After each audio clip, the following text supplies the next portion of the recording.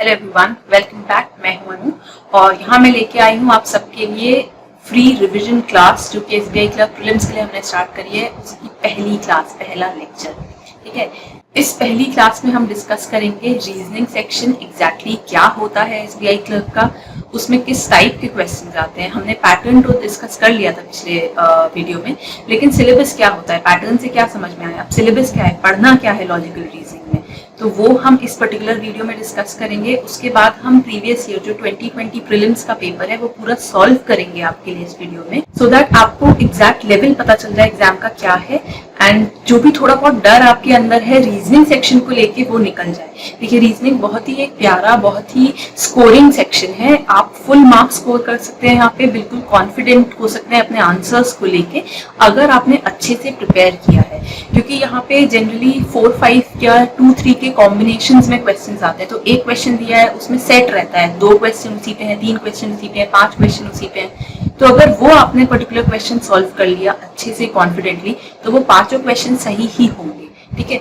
बच्चों को पजल्स में डाउट होता है या डर लगता है, सिलॉग से डर लगता है, तो ये पूरी सीरीज में हम कोशिश करेंगे कि आपके जितने डर हैं वो निकल जाए और आप पूरा फुल स्कोर करें अपने एग्जाम में। तो स्टार्ट करते हैं वीडियो और रीजनिंग सेक्शन पूरा डिस्कस करते हैं। Let's start.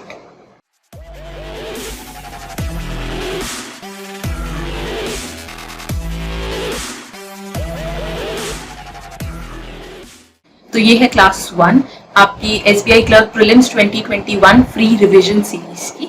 जैसा कि आप स्क्रीन पे देख सकते हैं, हम रीजनिंग पेपर डिस्कस करने वाले हैं, reasoning section of previous year question paper, ठीक है। तो सबसे पहले रीजनिंग में एग्जैक्टली सिलेबस क्या होता है, किस टॉपिक से कितने क्वेश्चंस आप एक्सपेक्ट कर सकते हैं और क्या लेवल रहेगा, वो हम डिस्कस करते हैं। तो ये प्रीवियस ईयर का है, मतलब 2020 का जो पेपर था उसकी जितनी भी शिफ्ट्स हुई थी उन सब का एक समरी है यहाँ पे। तो अगर आप देखें, पजल और सीटिंग अरेंजमेंट, ये दोनों हम एक साथ कंसिडर करते हैं। तो पजल और सीटिंग अरेंजमेंट में से आप अप्रोक्सीमेटली 10 to 15, कई शिफ्ट्स में 20 भी क्वेश्चंस होते हैं, तो ये आप इस तरह से एक्सपेक्ट कर सकते हैं। लेवल अभी आप हम जब पेपर डिस्कस करेंगे तो आप देखेंगे बहुत ईजी लेवल होता है, ठीक है। नेक्स्ट है ब्लड रिलेशंस, इसमें आप 2, 3 इस तरह से एक्सपेक्ट कर सकते हैं। डायरेक्शन टेस्ट अगेन 2, 3, देन सिलॉग्स में से 3, 4, देन कोडिंग डिकोडिंग 1 और 2, एट टाइम्स 3 भी हो सकता है। देन इनपुट आउटपुट जो है इसका 5। अब इनपुट आउटपुट हर शिफ्ट में नहीं भी आता है, बट 4 to 5 आप, ठीक है। देन ऑर्डर एंड रैंकिंग 1 से 2, then statement and assumption 2 to 3, जरूरी नहीं हर शिफ्ट में आए statement and assumption. Again inequalities 1, 2, ये कई बार 5 भी हो जाता है कई शिफ्ट्स में। Then alpha numeric series 2 to 3, data sufficiency 1 to 3। Again data sufficiency clerk level का एग्जाम है तो हर शिफ्ट में नहीं भी आता है। तो ये एक ओवरऑल समरी है जो लास्ट ईयर की शिफ्ट्स रही थी। कुछ पर्टिकुलर टॉपिक्स ऐसे हैं जो किसी शिफ्ट में थे, किसी में नहीं थे। किसी में जो पजल और सीटिंग अरेंजमेंट है वो मिला के 15 क्वेश्चंस थे, किसी में 20 क्वेश्चंस थे, but level her particular topic का बहुत ईजी था। तो अब हम स्टार्ट कर रहे हैं लास्ट ईयर का जो पेपर था रीजनिंग सेक्शन, उसका सोल्यूशन। तो मैं जब सॉल्व करूंगी तो मैं हर चीज बहुत डिटेल में नहीं करूंगी, क्योंकि कई चीजों में मैं अलग से पूरा रीजनिंग की सीरीज आपको दूंगी। जैसे सिलॉग जो है उसमें पूरा 3 वीडियोस का एक सीरीज बना हुआ है जिसमें मैंने हर टाइप के सिलॉग को बहुत डिटेल में एक्सप्लेन किया है। मैं इसका लिंक डिस्क्रिप्शन में दे दूंगी, ऊपर कार्ड्स में भी दे दूंगी, तो वहां से आप सिलॉग्स अपना पूरा प्रिपेयर कर सकते हैं। इसी तरह से बाकी टॉपिक्स के लिए भी हम अलग से पूरा डिटेल्ड वीडियो बनाएंगे। अभी हम सिर्फ पेपर सॉल्व करेंगे। तो पेपर कैसे सॉल्व करना है ये आप मुझे देख के सीख सकते हैं। जैसे पजल है, अब हम जब ये स्टार्ट करेंगे तो पजल जैसे जैसे आप पढ़ेंगे वैसे वैसे आपको सॉल्व करना होगा। ये मैंने पहले भी कई वीडियोस में बताया है कि आप ऐसा बिल्कुल मत करिए पजल सॉल्व करते टाइम कि आप पूरा पढ़ रहे हैं उसके बाद फिर आप एक एक लाइन दोबारा उसका ड्रॉ करना स्टार्ट करें। जैसे जैसे आप लाइन पढ़ेंगे वैसे वैसे आप ड्रॉ करते जाएंगे। अगर कोई भी कंडीशन फिट नहीं हो रही है आपकी ड्रॉइंग में तो आप उसको साइड में नोट करेंगे, लास्ट में ड्रॉइंग में फिट करेंगे। और स्टार्टिंग में जहाँ पे मल्टीपल डायग्राम्स बन रहे हैं मल्टीपल डायग्राम्स बनाना स्टार्ट करेंगे। लास्ट में ऑटोमेटिकली कंडीशन ऐसी आती है जहां से डायग्राम्स कट होना स्टार्ट हो जाते हैं और अल्टीमेटली एक डायग्राम बचता है। This will save a lot of time और बहुत जल्दी आप पजल सॉल्व कर पाएंगे। अगर अभी तक आपने इसकी प्रैक्टिस नहीं करी है तो इसकी प्रैक्टिस डाल लीजिए आप, ठीक है। तो स्टार्ट करते हैं लास्ट ईयर का paper. First question, direction 1 to 5, study the following information carefully and answer the questions given below. तो हम जैसे जैसे पढ़ेंगे वैसे वैसे मैं बनाऊंगी, ठीक है। There are 8 employees of a company and all of them are working on 8 different designations of a bank with chairman, CFO, GM, DGM, AGM, manager, junior manager and clerk. All the designations given are to be considered in a given order, as chairman is considered as senior most and clerk is considered as junior most. अभी तक ऐसा कुछ भी नहीं था कि आप इसमें ड्रॉ करें या लिखें, आपको समझना था, ठीक है। अब दूसरी चीज एक आप देखें कि यहाँ पे इन्होंने अज्यूम किया है कि आप बैंकिंग एस्पिरेंट हैं तो आपको जो हायरार्की है वो पता होगी, तो वो नहीं दिया, तो पजल में कहीं ना कहीं यूज हो रही होगी, तो आपको पता होनी चाहिए। Next, only 2 persons are senior to B, तो हमें पहली कंडीशन मिल गई, हम बना देते हैं। तो ये बी है, बी से सीनियर सिर्फ 2 है, ठीक है। 1 designation lies between B and G, अब हो सकता है कि जी ये वाली पोजीशन पे हो सकता है कि वो वहां नहीं हो, तो हम एक और सेकंड डायग्राम बनाएंगे। The number of persons junior to G is same as the number of persons senior to C, तो अगर जी यहाँ पे है आपका, तो आपके 8 लोग हैं, तो इसके नीचे 7 आना चाहिए, तो 2 ऑलरेडी हैं, 3, 4, 5, 6 और 7 मतलब आपका सी हो जाएगा, ठीक है। और सेकंड डायग्राम की अगर बात करें तो यहाँ पे 5 हमने ऑलरेडी सेट कर दिए, तो जी के नीचे 6, 7, 8, अब जितने जी से जूनियर है उतने ही सी से सीनियर होंगे, तो सी आप यहाँ पे प्लेस कर देंगे, तो सी से सीनियर 3 हो गए, ठीक है। H is just senior to E, अब H is just senior to E but junior to C, but junior to C, तो इस डायग्राम में नहीं आ सकता क्योंकि सी का जूनियर कोई नहीं हो सकता, तो हम यहाँ पे इस पर्टिकुलर डायग्राम में इस कंडीशन को फिट करेंगे। Next, more than 4 designations lie between H and F, तो अगर हम एच को यहाँ फिट करते हैं तो 1, 2, 3, 4 यहाँ पे नहीं हो सकता, तो एच ऑटोमेटिकली आपका इस पोजीशन पे है, ई इस पोजीशन पे है, अब एफ आपका इस पोजीशन पे आ जाएगा, एंड नेक्स्ट आपका है डी इज जूनियर टू ए, तो डी आपका यहाँ पे आ जाएगा, ए आपका यहाँ पे आ जाएगा। तो आपकी सारी कंडीशंस देखिए आपके इस डायग्राम में फिट हो गई हैं। आपका फर्स्ट डायग्राम ऑटोमेटिकली एक कंडीशन के बेसिस पे कैंसिल हो गया था और इजीली आपने ये सॉल्व कर दिया विद इन सेकेंड्स। अच्छा, अब इसकी जो डेजिग्नेशंस थी हम वो भी यहाँ पे फिट कर लेते हैं, बिकॉज वो अभी हमने फिट नहीं करी है। तो हमारा सबसे लोएस्ट जो है वो क्लर्क है, तो ई हो जाएगा क्लर्क, ठीक है। क्लर्क के ऊपर आपका आएगा जूनियर मैनेजर, और आपको फुल फॉर्म लिखने की जरूरत नहीं है, उसके ऊपर मैनेजर, उसके ऊपर AGM, AGM is assistant general manager, उसके ऊपर आएगा डीजीएम डेप्यूटी जनरल मैनेजर, उसके ऊपर आएगा जीएम जनरल मैनेजर, उसके ऊपर आएगा CFO is chief financial officer, और उसके ऊपर आएगा चेयरमैन, ठीक है। तो फर्स्ट क्वेश्चन है how many persons are junior to H, तो एच के नीचे सिर्फ 1 है, तो आंसर हो गया इसका बी। बढ़ते हैं सेकंड क्वेश्चन के ऊपर। 4 of the following 5 are alike in a certain way and hence they form a group. Which one of the following does not belong to that group? AF, BA, HD, GA और EH। तो देखिए सब में आपका consecutive था, सिर्फ आपका GA जो है उसमें आपका गैप था, तो डी इसका राइट आंसर हो गया। मुझे बार बार आगे पीछे करना पड़ रहा है स्क्रीन, एग्जाम में ये बहुत इजी हो जाएगा क्योंकि क्वेश्चंस और आपके वहीं स्क्रीन पे आपको दिखेंगे। Then how many designation gaps are between A and D, A और डी के बीच में कितने डेजिग्नेशन गैप्स है हमारे पास? 1, 2, 3, तो इसका आंसर हो गया 3, मतलब कि सी, ये ऑप्शन सी है, ठीक है, डी नहीं है, सी। नेक्स्ट आते हैं क्वेश्चन 4 पे, who among the following is just senior to B, just senior to B कौन सा है हमारा? ए, तो आंसर हो गया इसका option A. Then who among the following is AGM, AGM कौन है हमारा? एजीएम इज जी, तो इसका आंसर हो गया आपका ऑप्शन सी।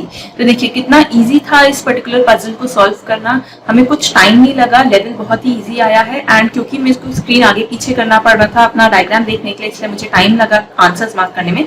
आपके पास तो डायग्राम वहीं आपके पेन और पेपर पे होगा और स्क्रीन पे आपके क्वेश्चन होंगे, तो आप इजीली मार्क कर सकते हैं, ठीक है। तो यही मैं बताना चाह रही थी स्टार्टिंग में कि बहुत इजी है, अगर आप पजल कॉन्फिडेंटली सॉल्व कर लेते हैं तो 5 क्वेश्चंस आप इजीली उस पर बेस्ड आंसर कर देंगे और आपके 5 मार्क्स पक्के हैं, कुछ गलत नहीं है, कोई नेगेटिव मार्किंग का रिस्क नहीं है। बढ़ते हैं नेक्स्ट क्वेश्चन की तरफ, ये 6 to 8 के लिए डायरेक्शन है। तो in each of the following questions below are given some statements followed by some conclusions. You have to take the given statements to be true even if they seem to be at variance. तो ये basically सिलॉग के questions हैं, ठीक है। और हमें ये वाले conclusion, only conclusion 1 follows, B में ये है, सी में आइदर 1 और 2, डी में नाइदर, ई में बोथ 1 and 2। अब ये जो कंडीशंस है कब आइदर होता है कब नाइदर, ये सब अभी मैं यहाँ पे डिस्कस नहीं कर रही हूँ, ये ऑलरेडी मैंने सिलॉग के लेक्चर बनाए हुए हैं, वो प्लीज देख लीजिए, उसमें सारे जितने न्यू टाइप के सिलॉग्स है वो भी हैं, अ फ्यू ओनली फ्यू 55%, 99% जितने हैं सब वहां पे मैंने एक्सप्लेन किए हुए हैं। तो वो उन सिलॉग के वीडियोस को जरूर देखिए, आपके जितने डाउट्स हैं सब क्लियर हो जाएंगे, पूरा कंसेप्ट ऑफ सिलॉग्स, और आप सिलॉग्स में कभी गलती नहीं करेंगे उसके बाद। अब बढ़ते हैं क्वेश्चंस की ओर। तो पहला क्वेश्चन यहाँ पे बोलता है सम बनाना और ऑरेंज। अब देखिए मैंने बताया हुआ सिलॉग कैसे सॉल्व करना है, जैसे जैसे पढ़ेंगे वैसे वैसे डायग्राम बनाएंगे, बेसिक डायग्राम बनाएंगे, और उसके बाद पूरा पूरा वर्ड्स नहीं लिखेंगे, सिर्फ फर्स्ट अल्फाबेट लिखेंगे, ठीक है। तो सम बनाना और ऑरेंज, ये बनाना हो गया, ये ऑरेंज हो गया, सम है इसलिए थोड़ा ओवरलैप हो गया। ऑल ऑरेंज आर एप्पल, तो ऑल ऑरेंज आर एप्पल, ये सब मैंने एक्सप्लेन किया हुआ है, प्लीज सिलॉग के वीडियोस देखिए। अब कंक्लूजन, सम बनाना और नॉट एप्पल। अब क्या बनाना और एप्पल के बीच में कोई नॉट का रिलेशन है? नहीं है, तो ये हो जाएगा गलत। Some orange are banana, some orange are banana, ये तो हमें डायग्राम से दिख रहा है, सही है, तो हमारे पास सिर्फ only conclusion two follows. Next question number 7, only a few east are north. देखिए ये नए टाइप का है, ये मैंने एक्सप्लेन किया हुआ है सिलॉग के वीडियोस में। तो only a few east are north, ये एग्जैक्टली सम वाले की तरह बनता है, पर हम इसमें शेड कर देते हैं। Few north are south, again ये नया वाला ही है, फ्यू नॉर्थ आर साउथ, तो हमने शेड कर दिया। All south are west, all south are west. अब conclusion 1, all east are north, ये जितने ईस्ट है ये नॉर्थ है। क्या आपको बेसिक डायग्राम में दिख रहा है? नहीं, तो ये क्योंकि ये शॉर्ट स्टेटमेंट उन्होंने दिए, पॉसिबिलिटी नहीं है, तो ये गलत हो जाएगा। सम ईस्ट आर वेस्ट, कुछ ईस्ट वेस्ट है, क्या ऐसा है? नहीं है। आपको क्या बेसिक डायग्राम से दिख रहा है ईस्ट और वेस्ट के बीच में रिलेशन सम का? नहीं, तो दोनों गलत है। तो जो बोथ 1 and 2 आर फॉल्स, वो वाला कंक्लूजन हो जाएगा, ठीक है।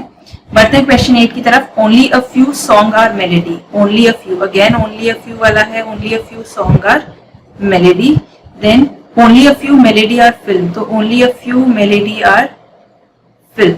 Then no film is award, तो award बनाया, और no का रिलेशन कैसे दिखाते हैं हम? no film are award, ठीक है।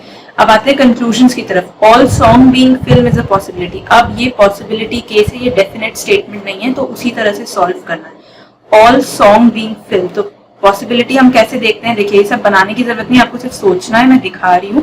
तो अगर आप इस तरह से फिल्म को बढ़ा के सॉन्ग को अंदर ले लेंगे पॉसिबल केस में, तो क्या कोई भी कंडीशन आपकी वायलेट हो रही है? नहीं हो रही है, ठीक है, तो ये ट्रू है। Then some melody are not award, some melody are not award, ये भी ट्रू है, क्योंकि जितना मेलेडी आपका फिल्म है वो अवॉर्ड नहीं हो सकते। ये तो आपको बेसिक डायग्राम से क्लियर कट दिख रहा है, ठीक है। So both conclusion 1 and 2 are true. बढ़ते हैं नेक्स्ट क्वेश्चन की ओर, क्वेश्चन 9 to 12।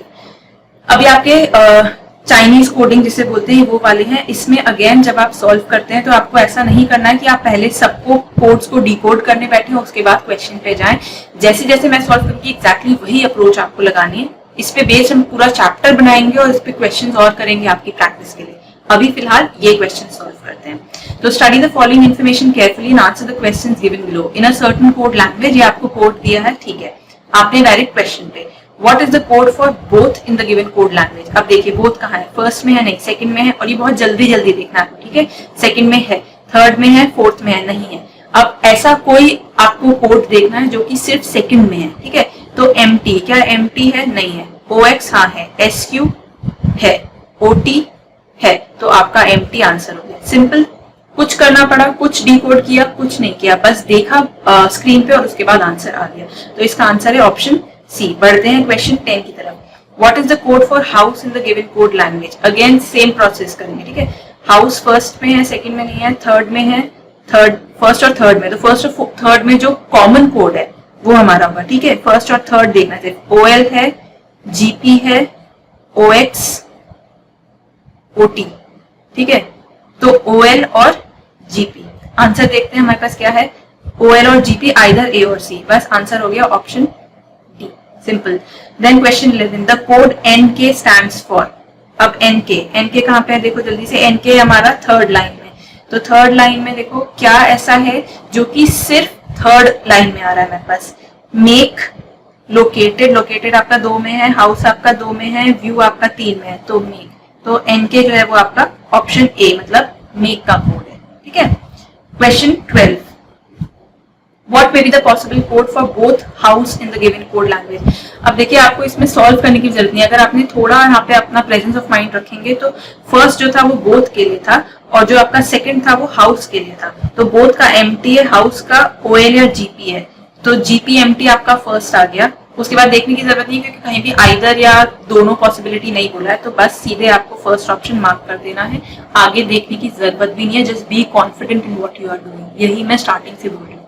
तो कितना इजी था इसको सॉल्व करना, आपको कुछ डिकोड नहीं करना पड़ा, बस क्वेश्चंस देखे और सॉल्व करते गए। ठीक है, इतना ही इजी होता है रीजनिंग और इतना ही इजी होता है फुल मार्क्स लाना रीजनिंग में। बढ़ते हैं नेक्स्ट क्वेश्चन की तरफ। अगेन ये हमारा अब सर्कुलर अरेंजमेंट है। ठीक है, तो जैसे जैसे पढ़ेंगे वैसे वैसे डायग्राम बनाएंगे, मल्टीपल डायग्राम की जरूरत होगी मल्टीपल डायग्राम बनाएंगे, जो कंडीशन नहीं फिट हो रही होंगी उनको साइड में नोट करते जाएंगे। Let's start. There are 8 persons, तो 8 पर्सन्स बोला है, सबसे पहले 8 पर्सन्स 1 2 3 4 5 6 7 8। ठीक है, ऐसे ही बनाना है हमेशा। A B C D E F G and H sitting around a circular table facing towards the center, तो towards the center है, लेफ्ट ये होगा राइट ये होगा। ठीक है, कोई कंफ्यूजन आगे नहीं होना चाहिए, सब लिखते जाओ but not necessarily in the same order, तो इसलिए हम लिख नहीं रहे। ठीक है, B sits third to the right of A, अब पहली कंडीशन मिल गई है तो A यहाँ पे बनाएंगे थर्ड टू द राइट 1 2 3, तो ये हो गया आपका B। ठीक है, only one person sits between B and D। अब देखो, अब आपके मल्टीपल डायग्राम बनेगा यहाँ पे, वन पर्सन तो ये भी हो सकता है, या फिर एक और डायग्राम अगर मैं बनाऊं तो 1 2 3 4 5 6 7 8, ये मेरा A है, ये मेरा B है और यहाँ पे आ गया D। ठीक है, E faces C who is not an immediate neighbor of B, तो अब जो C है इस लाइन को अच्छे से समझिए, E faces B, E C को फेस कर रहा है और C जो है वो इमीडिएट नेबर ऑफ B नहीं है। ठीक है, E के बारे में बात नहीं हुई है जब नेबर के बारे में बात की है, तो C यहाँ पे नहीं आ सकता। अगर C को यहाँ बिठाओगे तो E नहीं फेस कर सकता उसको, तो अल्टीमेटली सिर्फ एक पोजीशन बच रही है C के लिए, वो है ये वाली, और यहाँ पे आ गया E। तो देखो कुछ लिखना भी नहीं पड़ा, सिर्फ देखा फिगर को और आपने सेट कर दिया उसको। ठीक है, सिमिलरली अगर आप यहाँ पे देखोगे तो C आपका इन दो पोजीशन पे नहीं आ सकता, C आपका इस पोजीशन पे भी नहीं आ सकता, अल्टीमेटली C आएगा यहाँ पे, E आएगा यहाँ पे, दोनों डायग्राम में C और E फिट हो गए हैं हमारे। G sits third to the left of F, अब F आपको अभी नहीं पता है तो हम क्या करेंगे, उसको साइड में नोट कर लेंगे। G sits third to the left of F, तो ये F है, 1 2 और 3 से नोट करके रख लिया। A is not an immediate neighbor of F, तो F इन दो पोजीशन पे नहीं आ सकता, तो F बचा यहाँ पे। अब F का लेफ्ट कहाँ से काउंट होगा, F का लेफ्ट होगा इस तरफ से, और G है थर्ड पोजीशन पे, तो H आ गया इस पोजीशन पे। अब देखते हैं ये डायग्राम कैंसिल हो रहा है कि नहीं हो रहा है, तो हमें था F आपको इसके साइड में नहीं बिठाना है, A के साइड में, तो F आप अल्टीमेटली अगर यहाँ बिठाओगे तो G को आपको उसके लेफ्ट में लाना है। लेफ्ट में मतलब थर्ड पोजीशन लेफ्ट में नहीं आ सकता, अगर आप इस पर्टिकुलर पोजीशन पे F बिठाओगे तो भी नहीं आ सकता, तो ये डायग्राम कैंसिल है, ये डायग्राम आपका सही है। Be confident about your answer, ये बिल्कुल सही आंसर है। ठीक है, अब बढ़ते हैं क्वेश्चंस की तरफ। First question, who among the following sits to the immediate left of C, immediate left of C, left right मैंने बता दिया पहले। ठीक है, तो डी है आंसर इसका, option B.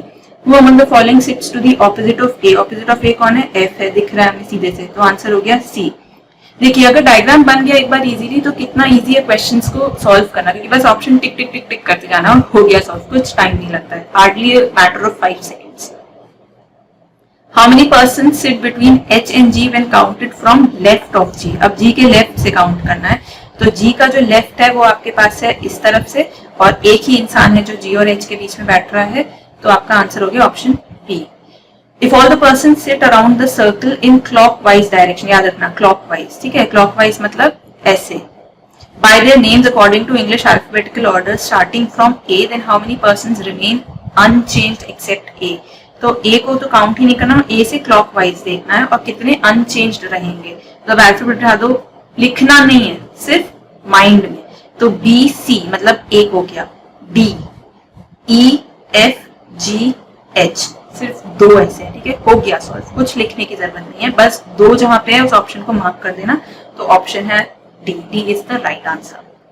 Next, what is the position of B with respect to H, B with respect to H, तो देख लेते हैं।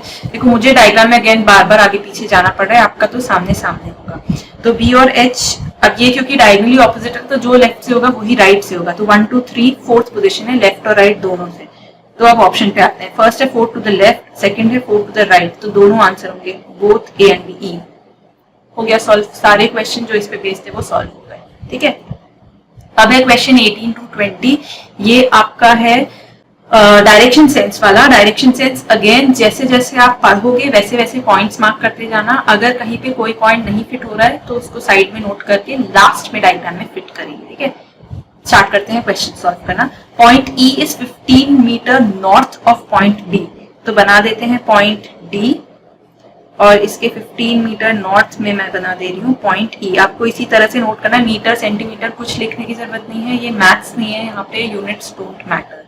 ठीक है, then point F is 20 meter north of point C. अब ये हमें नहीं पता है तो हम पहले ई और डी से जो रिलेट होता है उसको देखेंगे, क्योंकि अगर हमने एफ और सी को कहीं भी फिट कर दिया और बाद में हमारा डायग्राम अलग अलग हो गया तो उसमें मैच करना मुश्किल होगा। ठीक है, नेक्स्ट हमें पॉइंट ए और एफ बता रहा है, पूरा पढ़ने की जरूरत नहीं, पॉइंट्स क्या क्या है वो देखना। पॉइंट पी और ए बता रहा है, पॉइंट ई, हम ई पे वापस आ गए, point E is 20 metre east of point P. अब east of point P, east और वेस्ट अगर किसी को नहीं पता है तो मैं यहाँ पे डायग्राम्स बना देती हूँ, ईस्ट वेस्ट नॉर्थ साउथ। ये आपका नॉर्थ ईस्ट हो गया, कार्डिनल डायरेक्शन भी ले लेते हैं, ये आपका साउथ ईस्ट हो गया, ये आपका नॉर्थ वेस्ट हो गया और ये आपका साउथ वेस्ट हो गया। तो अब हम आते हैं point E is 20 metre east of point P. E जो है वो पी के ईस्ट में है तो पी हमें वेस्ट में बनाना है, सिंपल सी चीज, अगर एक ईस्ट में तो दूसरा उसके वेस्ट में है। तो ये हो गया पी, ये है 20 मीटर्स। अब इसके बाद point P is 25 meter south of point A, तो ए बना दूंगी मैं यहाँ पे और ये 25 मीटर्स है। ठीक है, देन इसके बाद point A is 35 meter east of point F, point A is 35 meter east, तो अगेन ये है, ये हो गया एफ और ये हो गया 35 मीटर्स। इसके बाद point F is 20 meter north of point C. तो हमें कुछ ऐसा नहीं करना पड़ा कि हमने दो अलग अलग डायग्राम्स बनाए उन्हें मर्ज किया, हमने सिर्फ एक ऐसा कॉमन पॉइंट ढूंढा जिससे हम डायग्राम कंटिन्यू रख सके। ठीक है, आते हैं क्वेश्चंस की तरफ। What is the direction of point F? Point F ये है with respect two point P. अब देखो मैंने इजीली यहाँ पे इसीलिए बना दिया था, एग्जाम में बनाने की जरूरत नहीं है, ये पता होना चाहिए, एग्जाम देने तक इसे बिल्कुल ध्यान में रख लेना। ठीक है, तो ये आपका नॉर्थ वेस्ट है, तो नॉर्थ वेस्ट कहाँ है? आंसर है ऑप्शन ए। बढ़ते हैं नेक्स्ट क्वेश्चन की तरफ। 4 of the following 5 are alike in a certain way and hence they form a group. Which of one of the following does not belong to that group? तो C P, ए और ई, again ये waste की तरफ जा रहा है direction, पर ये डायगोनल है। ए और सी, ए और सी, अब इसमें जो ए है वो आपका ईस्ट की तरफ हो गया। ठीक है, पी और डी, पी और डी, तो पहले वाला अगेन इसमें वेस्ट की तरफ है, एफ और ई, एफ और ई, तो इसमें पहले वाला अगेन वेस्ट की तरफ। देखिए अब इसमें आप कैसे निकालेंगे, इसमें तो इसमें हम कॉमन चीज क्या देखेंगे, फर्स्ट और सेकंड जो आपके पॉइंट्स दिए हैं वो एग्जैक्टली किस डायरेक्शन में जा रहे हैं। तो इसमें सिर्फ जो एक आपका थर्ड ऑप्शन था ए और सी, ठीक है, क्योंकि सी जो है इसमें ए जो है वो ईस्ट की तरफ है, बाकी सब में जो फर्स्ट वाला पॉइंट है वो वेस्ट की तरफ है, तो ये आपका ऑड बना हो जाएगा। तो आंसर हो गया option C. If point x is 20 meter south of point C, एक नया पॉइंट इंट्रोड्यूस किया है तो बस अपने उस डायग्राम में इंट्रोड्यूस कर देंगे। x जो है वो c से 20 मीटर साउथ है, तो ये मेरा c था, यहाँ से हम 20 मीटर्स आ गए और ये हो गया मेरा x। ठीक है, then what is the total distance between point x and point d? Point x and point d, और ये जो टोटल डिस्टेंस है बस आपको यहाँ से ऐड कर लेना है, 35 और 20, आपका आंसर हो जाएगा 55। तो option C is your answer, as simple as that, कुछ कॉम्प्लिकेटेड नहीं था, रीजनिंग बहुत इजी है। ठीक है, अब आते हैं डायरेक्शंस 21 to 25, अगेन 5 सेट्स है। Following questions are based on the 5 numbers given below. Numbers को नोट नहीं करना है, पहले बता दे रही हूँ, सीधे क्वेश्चन पढ़ना है और उसके बेसिस पे सॉल्व करते जाएंगे, मैक्सिमम क्वेश्चंस मेंटली सॉल्व हो जाएंगे। What is the sum of the third digit of second number from left? Third digit of second number from left note कर लो, बस नोट करना है। ठीक है, 7। And second digit of third number from right, second digit of third number from right, sum पूछा है, ऐड कर दो, हो गया 15, आंसर है बी, डिजिट्स नोट नहीं करनी थी। Next, if the position of first and third digits of each of the numbers are interchanged, first and third, बस इतना याद रखना, then which among the following is the highest number? तो highest number क्या होगा, जब फर्स्ट डिजिट हाईएस्ट हो गई तो वो हाईएस्ट नंबर हो जाएगा। जब हम थर्ड डिजिट को फर्स्ट की जगह पे ला रहे हैं, बस मेंटली लाना। ठीक है, अभी देख कैसे करना है, 5 और 6 इंटरचेंज होगा, 5 7, तो ये बड़ा हो गया इससे, तो हमें पता चल गया। देन 9, ये और बड़ा हो गया। अब 9 जो है लास्ट डिजिट में, 8 ऑब्वियसली छोटा हो जाएगा, तो 9, अब 9 64 है मेरे पास और 9 81 है, बड़ा क्या हुआ 9 81, हो गया सॉल्व, तो आंसर है C 189, as simple as that. Next question, if all the digits in the number are arranged in the descending order, याद रखना असेंडिंग डिसेंडिंग, असेंडिंग छोटे से बड़ा, डिसेंडिंग बड़े से छोटा, एग्जाम में कंफ्यूजन में अंडर प्रेशर आप उल्टा कर सकते हैं, इसलिए बहुत प्रैक्टिस इन क्वेश्चन की, ठीक है। Within the number from left to right, within the number हमें अरेंज करना है डिसेंडिंग ऑर्डर में, तो सबसे बड़ा नंबर सबसे पहले आएगा, फिर उससे छोटा और सबसे छोटा वाला लास्ट जाएगा। Then which among the following will be the lowest number after rearrangement, तो लोएस्ट नंबर मतलब जिसका फर्स्ट डिजिट सबसे छोटा होगा, ठीक है।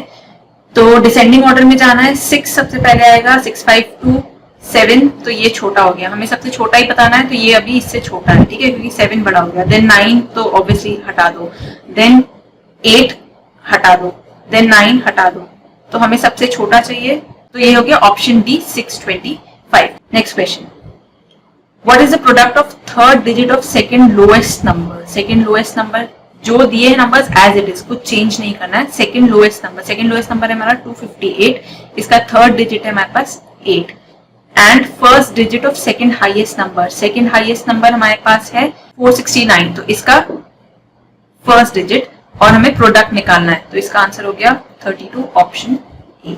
Sorry, if 2 is subtracted from each number, subtract करके दोबारा लिखना नहीं है, मेंटली करना है, ठीक है।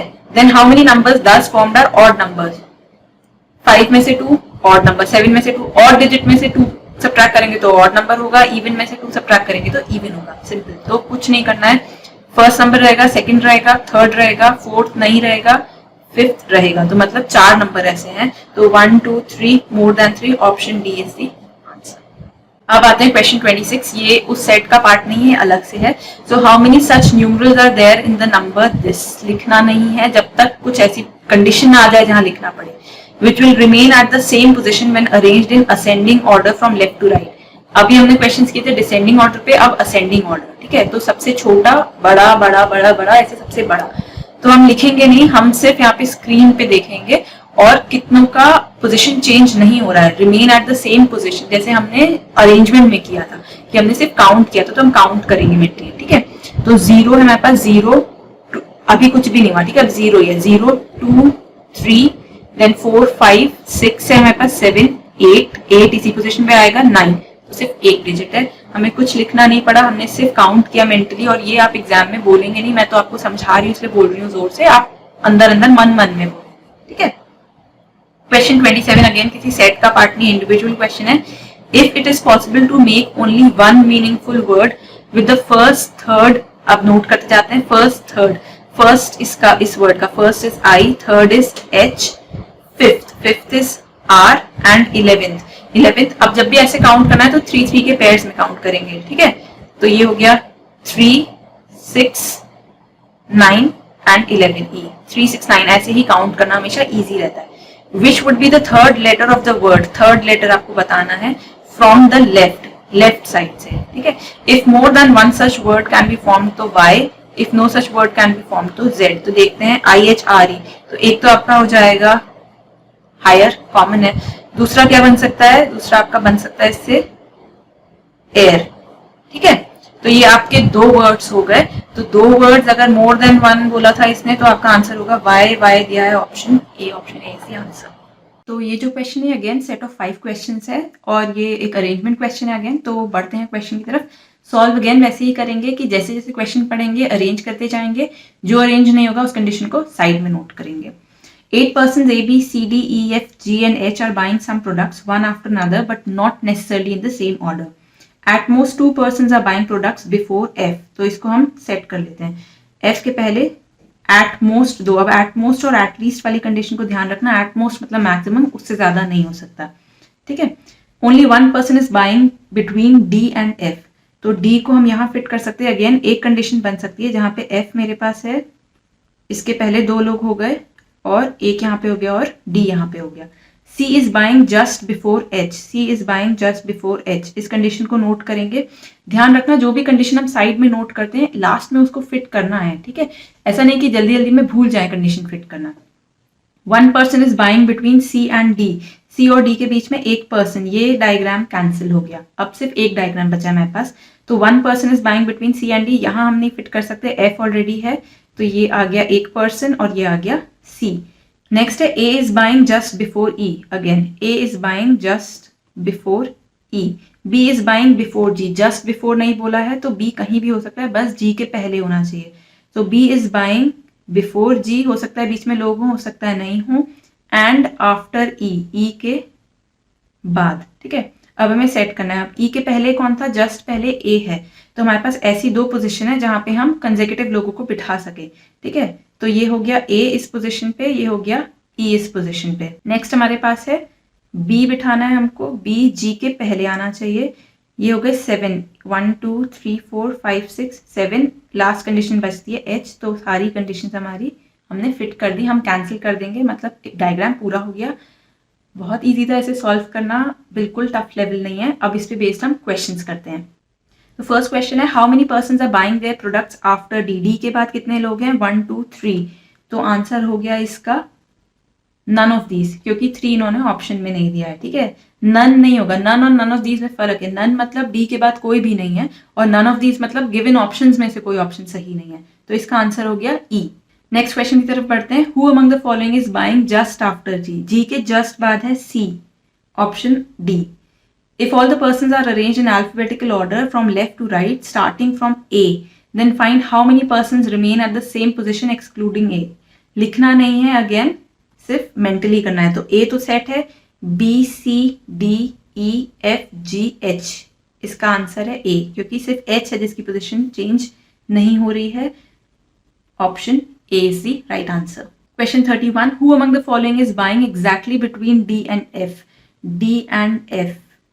D and F के बीच में B है. Exactly between D and F. B, option B is the answer. How many persons are buying between E and C? E and C के बीच में कितने लोग हैं? E हमारे पास ये है 1 2 3 4. तो 4 हमारे पास ऑप्शन में है, क्या है? Option B is the right answer. तो ये हो गया ये particular set of question solve. बहुत इजी था. So let's move on to the next question. अब आते हैं लास्ट सेट ऑफ क्वेश्चंस में, क्वेश्चन 33 to 35. ये है इनइक्वालिटीज. बहुत इजी होता है, थोड़ा ध्यान रखना होता है. जिन्होंने अभी तक प्रैक्टिस नहीं करी है उसको थोड़ी प्रैक्टिस की जरूरत पड़ेगी. So let's start.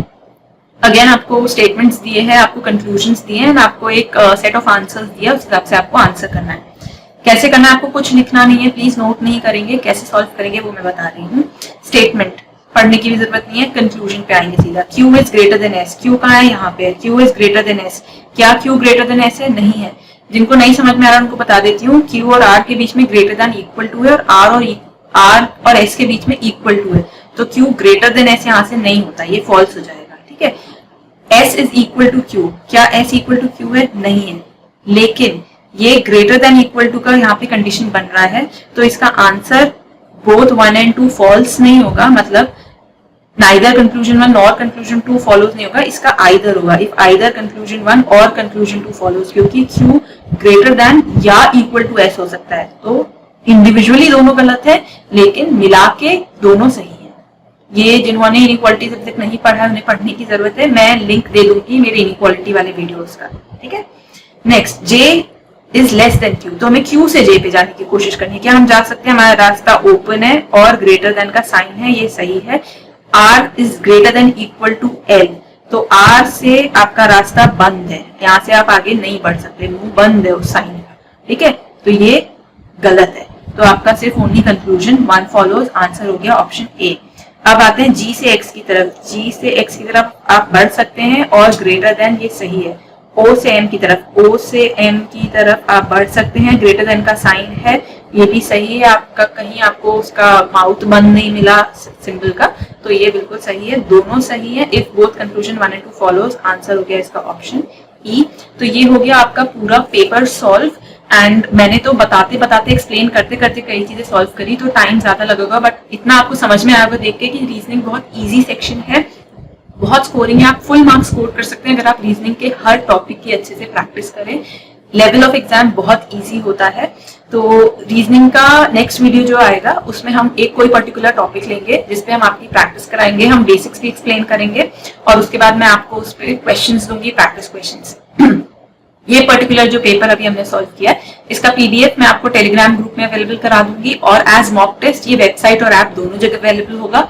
लिंक जो है टेलीग्राम ग्रुप का, फेसबुक का ऐप का, वेब का, सबका मैं डिस्क्रिप्शन में दूंगी। जाइए मॉक टेस्ट लीजिए, वहाँ पे बहुत सारे फ्री मॉक टेस्ट अवेलेबल हैं ऑलरेडी, आप उनको सॉल्व करिए, अपनी प्रैक्टिस करिए। कुछ टेस्ट सीरीज अवेलेबल है प्रीवियस ईयर पेपर्स की, कुछ पेड हैं, अगर बहुत मिनिमल अमाउंट है तो आप खरीद के उनको अटेम्प्ट कर सकते हैं।